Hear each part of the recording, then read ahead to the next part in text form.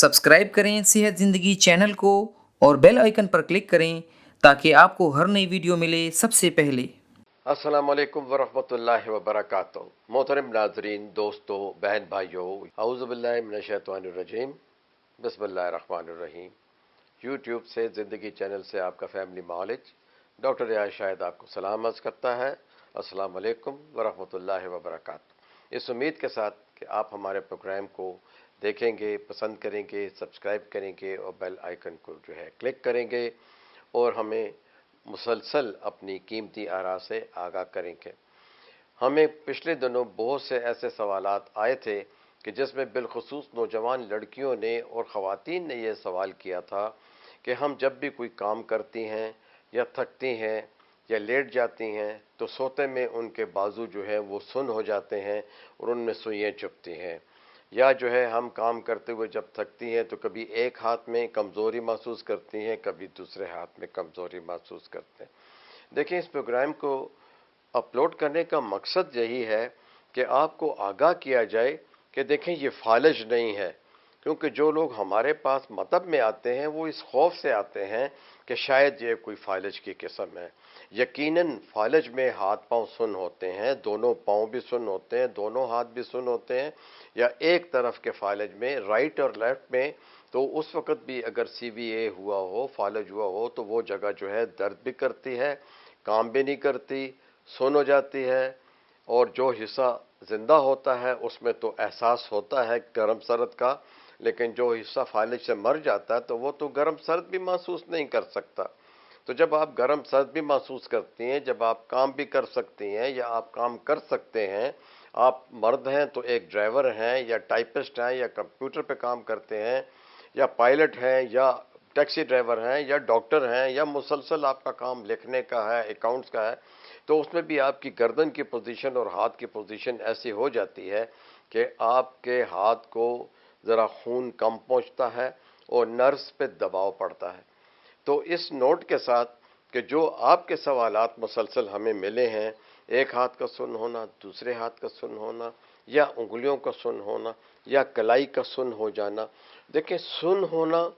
यानी सेंसेशन कम होना, और टिंगलिंग सेंसेशन, सुइयां चुभना, ये एक सिग्नल होता है कि यहाँ आपको खून कम मिल रहा है और आपकी नर्व्स पे दबाव है। देखें, आप किसी जगह चौकड़ी मार के बैठ जाएं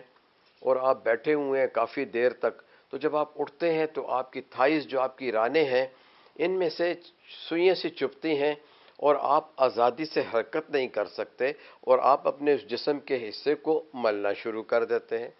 आप एक माँ हैं, आपके हाथ के ऊपर एक बच्चा जिसकी उम्र 2 साल है, वो आपके बगैर नहीं सोता, आपके हाथ पे सोता है। तो जब आप भी गहरी नींद में होती हैं, बच्चा भी सो रहा होता है, जब आप उठती हैं तो आपका हाथ सुन्न होता है, उंगलियों में सनसनाहट होती है, पूरी तरह हाथ बंद नहीं होता, दर्द का एहसास होता है, और यही दर्द का एहसास आपको नींद से जगा देता है। तो नाजरीन, ये देखिए कि ये इस किस्म का जो हाथ और पाँव का सुन्न होता है, सुन्न होना है, और आप एक नौजवान हैं या उधेड़ उम्र की खातून हैं या मर्द हैं, तो इसमें घबराने की कोई बात नहीं। मैकेनिज़्म यही है कि दबाव ज़्यादा पड़ा, खून का दौरान कम हुआ, ऑक्सीजन कम हुई, और उस जगह से फिर जो रिफ्लेक्सली जो है दर्द और चुभन का जो एहसास था वो जो है आपने महसूस किया, तो वो हिस्सा फिर जल्दी काम नहीं करता। तो ऐसे हिस्सों को फिर हम हिलाते हैं, झुलाते हैं, मलते हैं, थोड़ा सा मसाज करते हैं, हल्की फुल्की सी एक्सरसाइज करते हैं, पैरों के ऊपर थोड़ा सा जो है जंप करते हैं, हाथों को पीटी की तरह फैलाते हैं, दीवारों के ऊपर रखते हैं ताकि दौरान खून जो है उसका बढ़ जाए जो है। अब किन लोगों को होता है? फरबा लोग, ओवरवेट जो लोग होते हैं,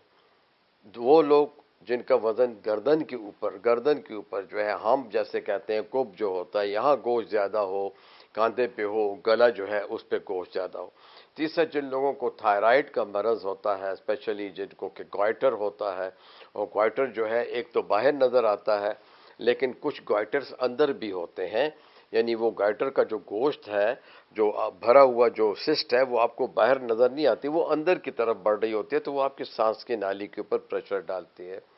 इसके अलावा आपके गर्दन के मोहरे हैं जो है, अगर उन मोहरों में कोई फ़र्क आ गया हुआ है, कोई चोट है, कोई एक्सीडेंट है, या खुदा न ख्वास्ता आप کام بہت کرتے ہو یا کرتی ہو، باورچی خانے کا کام بہت زیادہ ہے، آٹا گوندنا ہے، کپڑے دھونا ہے، وزن بھی زیادہ ہے، یا ذیابیطس ہے اور بلڈ پریشر بھی ہے، تو ایسی صورتوں میں بھی لیٹنے کے بعد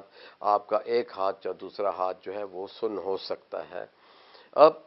اس کو فالج نہیں کہنا، اس کو ہم کہہ سکتے ہیں کہ یہ نمبنس ہے۔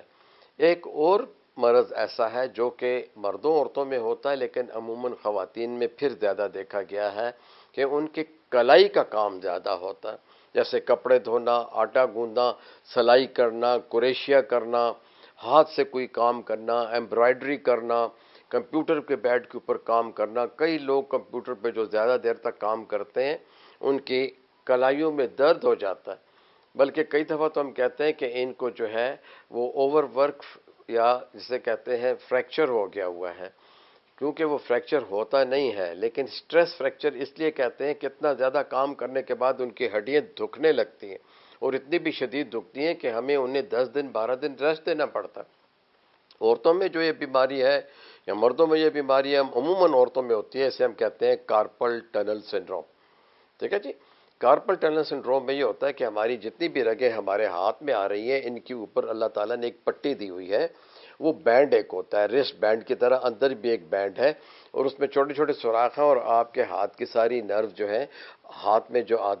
بازو میں ہوتی ہیں، وہ یہاں سے گزر کے پھر ان کی جو برانچز ہیں وہ آپ کی انگلیوں تک آتی ہیں۔ تو یہ موٹر اور سینسٹری نرو ہے۔ سینسری نرو تو آپ کو حس دیتی ہیں، گرم سرد جو ہے، اور جو ہے موٹر جو ہے جس میں کہ آپ فنکشن کرتے ہو، لکھتے ہو، دیکھیں ہاتھ یوں کرتے ہو، یوں کرتے ہو، پھیلاتے ہو،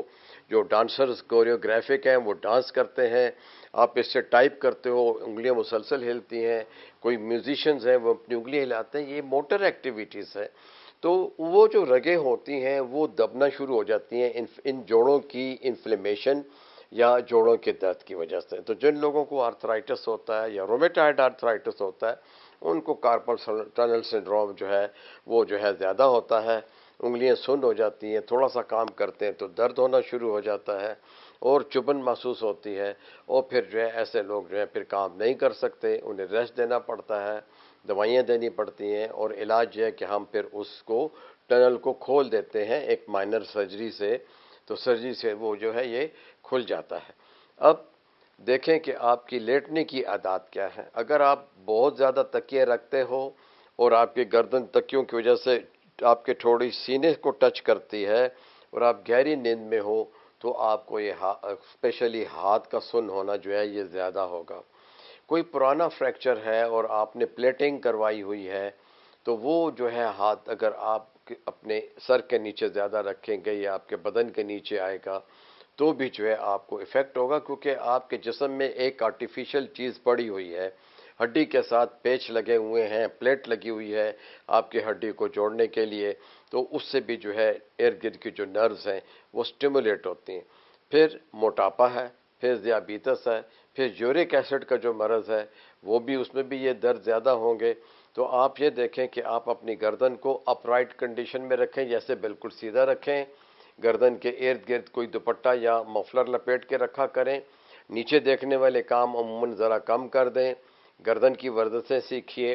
ہاتھ پیروں کی ورزشیں سیکھیے، فزیو تھراپسٹ کے پاس جائیے، پراپر فزیو تھراپی کیجیے، اگر کوئی مرض ہے اسے کنٹرول کیجیے، تو مجھے امید ہے کہ یہ جو ہے درد کم بھی ہو جائیں گے، ختم بھی ہو جائیں گے۔ اب غذاؤں میں کیا ہے؟ تمام سبزیاں، تمام دالیں آپ نے کھانی ہیں، فریش فروٹس لینے ہیں، وائٹامنز لینے ہیں، اور ڈرائی فروٹس کے اندر آپ تمام ڈرائی فروٹس لے سکتے ہیں جن میں کہ اومیگا 3 ہے، اس میں السی کے بیج ہیں، بادام ہے، اخروٹ ہے، کاجو ہے، خشک میوہ جات کے اندر سے آپ ریزنز لے سکتے ہیں، آپ خوبانی لے سکتے ہیں، آپ جو ہے انجیر لے سکتے ہیں، کھانے میں زیتون کے تیل کا استعمال کیجئے، وائٹامن ای، وائٹامن بی کا استعمال کیجئے۔ امید ہے کہ ان تمام چیزوں سے آپ کا یہ مرض جو ہے جلد از جلد ٹھیک ہو جائے گا، لیکن فزیو تھراپسٹ سے ضرور گردن کی کنڈیشنز کو صحیح رکھنا اور اپنے بازیوں کو ورزش سے حرکت دے کر، تاکہ آپ کی یہ جو رگیں جو ہاتھوں کو آ رہی ہیں، جو گردن سے گزرتی ہیں اور پھر آپ کی بغل سے نیچے ہاتھوں میں آتی ہیں، ان کے اوپر دباؤ کم سے کم ہو۔ اس کے ساتھ ہی آپ سے اجازت چاہتے ہیں. شکریہ. السلام علیکم.